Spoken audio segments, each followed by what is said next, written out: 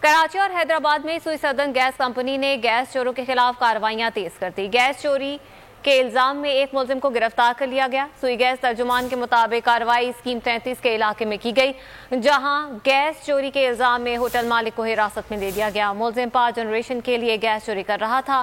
معاملے کا مقدمہ درج کر لیا گیا، جس کے بعد اب چوری شدہ گیس کا کلیم عائد کیا جائے گا۔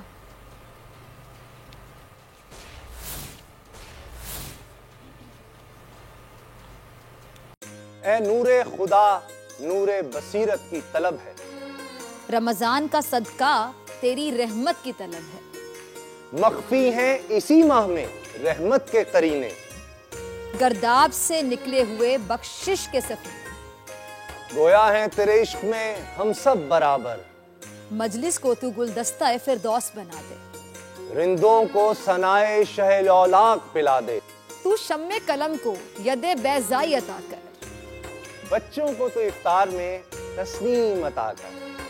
رمضان مبارک کی خصوصی نشریات رمضان میں بول، صرف بول انٹرٹینمنٹ پر۔ رمضان میں بول